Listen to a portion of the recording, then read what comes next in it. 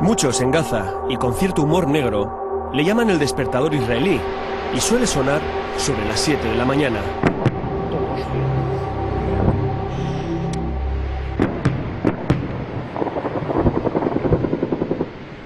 Son las cañoneras de la Marina israelí, que para que quede claro la fragilidad del alto el fuego declarado, se dedica a acosar todas las mañanas a los pescadores de langostinos de la playa de Gaza. Grabamos estas imágenes desde la ventana del hotel, después de saltar bruscamente de la cama, y entonces entendemos, de repente, por qué nos pareció tan caro el pescado fresco que cenamos la noche anterior. Estas imágenes, cañones contra anzuelos, muestran la verdadera magnitud del bloqueo económico que sufre Gaza.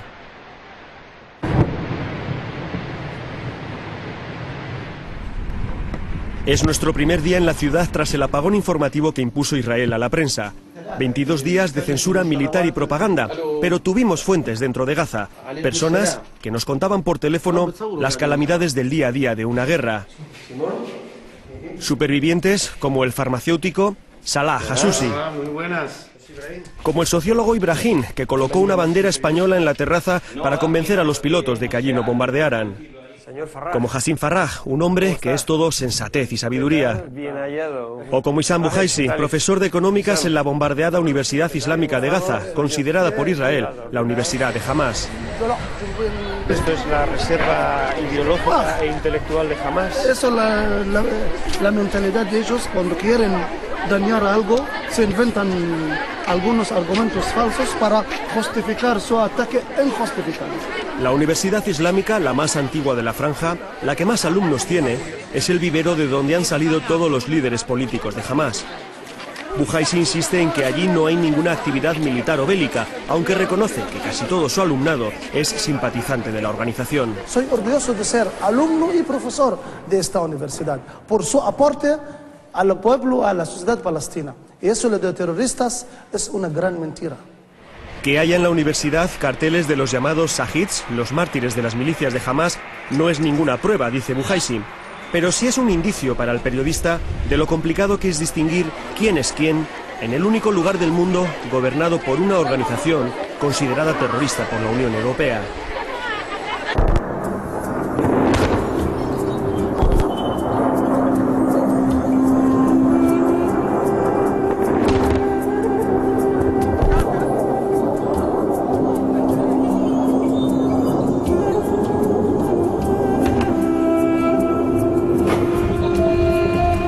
Días de bombardeos y operaciones terrestres por parte de Israel han intentado acabar con este gobierno islamista, que sin embargo ha resistido. La demoledora operación de Israel ha dejado a la franja devastada y a Hamás realmente dañada, pero no ha conseguido acabar con la organización. Los golpes de la aviación y la artillería hebrea han arrasado todos los edificios públicos o clandestinos de Hamás y han causado la muerte de cientos de civiles.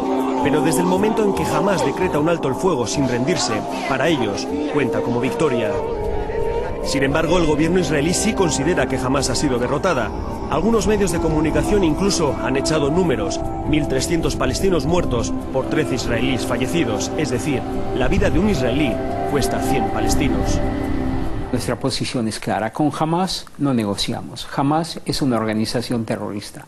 A pesar de que Hamás ganó democráticamente las elecciones, desde nuestro punto de vista, Hamás no tiene ninguna legitimidad, ni como gobierno, ni como autoridad, ni nada por el estilo, mientras continúe en la posición que es no reconocer el Estado de Israel. Harel es consciente de la erosión de la imagen de Israel, de que es difícil explicar que ellos se sienten las víctimas del conflicto, que es complicado convencer al mundo de que los cohetes caseros de Hamás, que han matado a 25 personas en 8 años, necesitaban una respuesta tan contundente en muertos. Que, como nos dice el gobernador de la región de Ashkol, lindante con Gaza, no les quedaba otra opción. La Franja de Gaza es un país que tiene gobierno y el gobierno es Hamás, que decidieron en vez de tener árboles y frutas y naranjas, tener misiles. Como pueden ver, Haim, criado en el particular socialismo de los kibutz agrarios, vive en la insoportable contradicción de todo israelí de izquierdas. En primer lugar, no existe socialismo. Piensa y se expresa en claves marxistas, pero es incapaz de aplicar esas categorías a sus vecinos, a esas masas palestinas de desheredados, cuya frustración les ha llevado a echarse en brazos de Hamás. Necesito 15 segundos.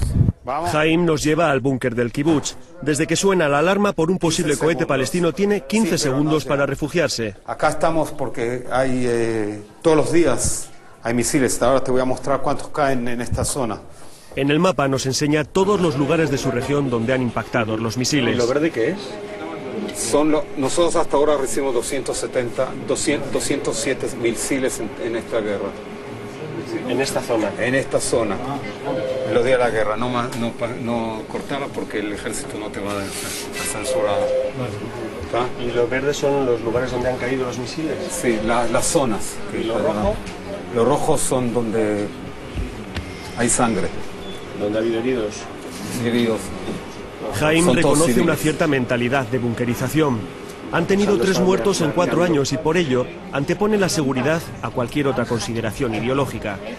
De hecho, acordándose de su formación en psicología, considera que esta guerra es casi pedagogía bélica. No he entendido muy bien lo de Pavlov. ¿Cómo era la teoría? La teoría es muy simple. Da luz, al final va a entender de que la comida está acá. Dale golpes con la guerra, decirles que cada vez que reciben un misil, ellos van a recibir una bomba de 1 tonelada, hasta que ellos entiendan que la única que hay es sentarse y hablar. Como ellos optaron por el terrorismo, nosotros nos tenemos que defender, y una parte de esa defensa, lamentablemente, muy lamentablemente, es da alguna limitación a los derechos humanos. Dani es un colono israelí que vive en territorio ocupado a los palestinos, a los que considera fantasmas sin alma, como esas estatuas que tiene al lado. Todas estas personas hablan de Gaza, pero ninguno conoce Gaza ni sabe cómo viven allí dentro. Los periodistas israelíes tampoco entran. Contrastar la información no es una obligación en este tema. Cada vez que cae un cohete palestino, las televisiones conectan en directo con el lugar del impacto y aunque no haya heridos reales, se cuentan como víctimas a los atendidos por crisis nerviosas. Los colegas hebreos piensan que si milicianos de Hamás entran en un hotel, aunque haya periodistas extranjeros, el edificio es un objetivo legítimo. Pero sin embargo no les incomoda ni se cuestionan que sus propios soldados duerman en nuestros hoteles cuando vuelven de servir en Gaza. La percepción está bloqueada por estereotipos que llevan a la generalización, a que todos los palestinos de Gaza son de Hamás y por tanto todos los palestinos son terroristas. La teoría de Pavlov es otra cosa, es con los perros. No quiero que entiendan de que hay seres humanos del otro lado, hay seres humanos también de este lado. Si alguien cree de que a la fuerza nosotros vamos a destrozar al Hamás, primero está equivocado. Pero si así fuera, si pudiera...